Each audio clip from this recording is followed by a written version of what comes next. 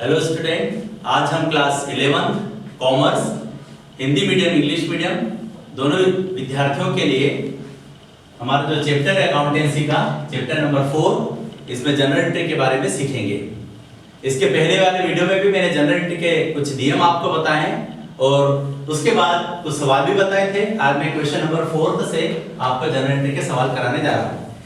हम अपनी बुक्स में देखेंगे, शिवलाल की जो हमारी बुक्स है उसमें क्वेश्चन नंबर 4 को देखें।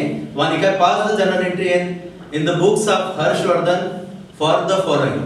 Point number first, received at the rate of 75 paisa in ₹1 from a debtor of ₹500। मतलब हमको एक ऋणी से 500 रुपए लेना थे, लेकिन उससे हम ₹1 में 75 पैसा ही प्राप्त कर पा रहे हैं।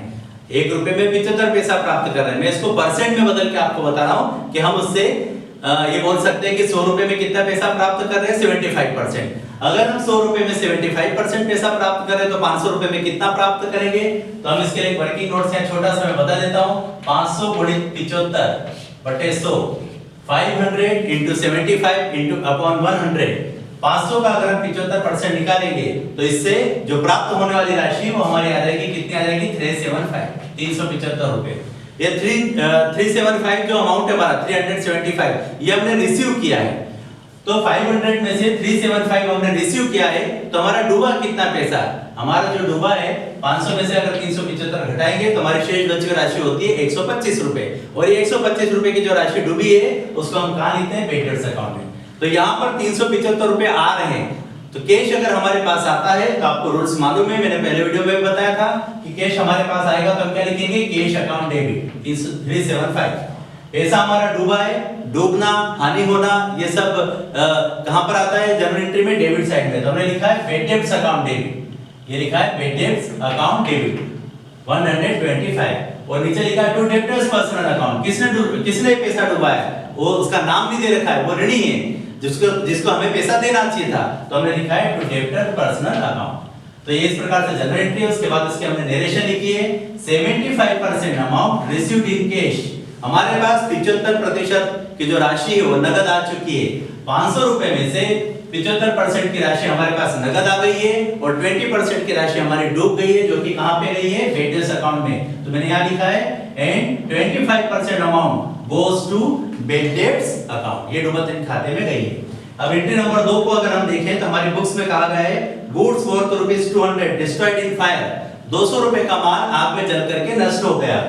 आग में जल करके नष्ट हो गया, उसके लिए हमारी एंट्री जाएगी डेबिट में। हमने लिखा loss by fire account debit to purchase account. जब परचेस अकाउंट 5 दशाओं में क्रेडिट में आता है, नहीं तो हमेशा वो कहां रहता है, डेबिट में रहता है। तो एक ये दशा है कि अगर हमारा जो माल है वो आग से जल करके नष्ट हो जाता है, तो ऐसी दशा में परचेस अकाउंट हम कहां लिखते हैं, क्रेडिट में।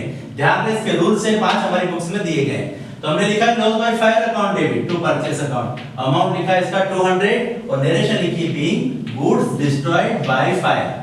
थर्ड नंबर की एंट्री को हम देखेंगे तो थर्ड नंबर की एंट्री में हमारी बुक से बताया ₹15 allowed discount at ₹15 to Dinesh. हमने दिनेश को 15 रुपए की कटौती दी है। कटौती जो होती है, डिस्काउंट जो होता है, वो एक प्रकार की हानि होती है, खर्चा होता है, इसलिए उसको हम कहां लिखेंगे, डेबिट में लिखेंगे। तो आप देख सकते हो यहाँ पर मैं डेबिट में लिख रहा हूं, discount account debit to Dinesh. हमने डिस्काउंट दिनेश को दिया है तो discount account debit to Dinesh और नरेशन लिखिए being discount allowed to Dinesh. हमने डिस्काउंट किसको दिया है, तो दिनेश को हमने दिया है, तो यहाँ पर नरेशन ने the being discount allowed to Dinesh. एक फोर्थ नंबर की एंट्री है, उसको भी हम देखते हैं। इसमें बता रखा है इन्होंने allowed received commission of ₹75 from Manoj. हमको मनोज से कमीशन के 75 रुपए प्राप्त हो रहे हैं, तो कमीशन मिल रहा है। आ क्या रहा है, कमीशन आ रहा है, लेकिन किस रूप में आ रहा है, तो आ रहा है कैश के रूप में हमारे पास आ रहा है। तो हमारा रूल्स है कि अगर कैश हमारे पास आता है तो हम कैश अकाउंट डेबिट करेंगे। तो यहाँ मैंने लिखा है कैश अकाउंट डेबिट, और किससे गया, तो कमीशन अकाउंट से गया, तो एंट्री करेंगे cash account debit to commission account और अमाउंट लिखेंगे 75 रुपीस। नरेशन लिखेंगे being commission received in cash, हमारे पास कमीशन की राशि नगद रूप से प्राप्त हुई। एक लास्ट एंट्री को देखते हैं इस सवाल की। बैंक ने बैंक पे के 30 रुपए लगाए, या बैंक चार्जेस ₹30 फॉर एक्सपेंसेस।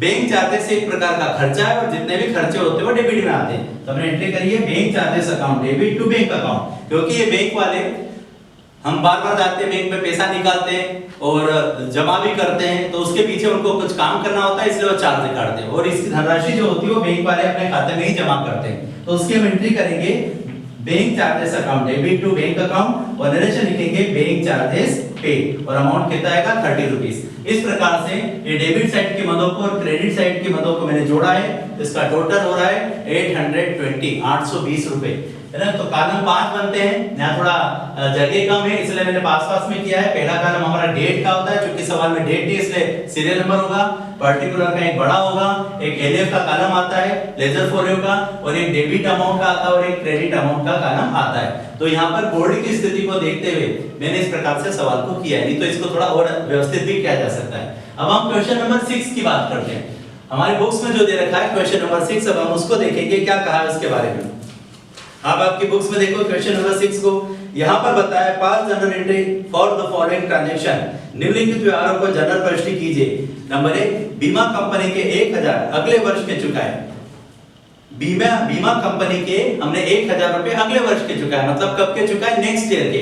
अगर हम कोई पैसा अग्रिम चुकाते हैं तो उसको हम प्रीपेड से शो करते हैं, प्रीपेड बताते हैं, प्रीपेड अकाउंट हमारा प्रभावित होता है अग्रिम चुकाने पर। तो उसकी जो जनरल एंट्री होती है prepaid insurance account debit to insurance account, और नरेशन लिखेंगे being insurance paid for next year, और अमाउंट लिखेंगे 1000। ध्यान देना अग्रिम चुकाइए तो प्रीपेड आपको लिखना होगा, एडवांस में हमने दिया है। इसके बाद वाला अगर हम देखें तो यहाँ पर बताया उन्होंने ₹2000 is to be paid for rent, किराए के 2000 रुपए देना बाकी है, हमको किराए के 2000 रुपए देना बाकी है, उसको हम आउटस्टैंडिंग बोलते हैं, और आउटस्टैंडिंग हमारा कहा जाता है क्रेडिट में एज पर रूल। तो हम इसकी एंट्री करेंगे rent account debit to outstanding rent account. Option देख सकते हो, प्रीपेड ऊपर आता है, आउटस्टैंडिंग नीचे जाता है, ये देना बाकी है। कितने रुपए लिखेंगे 2000, नरेशन क्या लिखेंगे being rent outstanding. Third number की जनरल एंट्री देखते हैं, यहां पर बता रखा है मशीनरी जिसकी लागत 1 लाख रुपए पर 10% का ह्रास का प्रावधान करना है। Machinery cost ₹1 lakh, provide depreciation eight the rate of 10%। Machinery पर हमको 10% का ह्रास लगाना है। तो हमारी मशीन कितने की है 1 लाख रुपए की, 1 लाख का अगर हम 10% निकालेंगे तो कितना आएगा 10,000। हमने एंट्री करी depreciation account debit to machinery account, और नरेशन का being depreciation charged on machinery. अगले 4th नंबर पे चलते हैं, इसमें कहा गया पूंजी पर ब्याज के 2000 रुपए।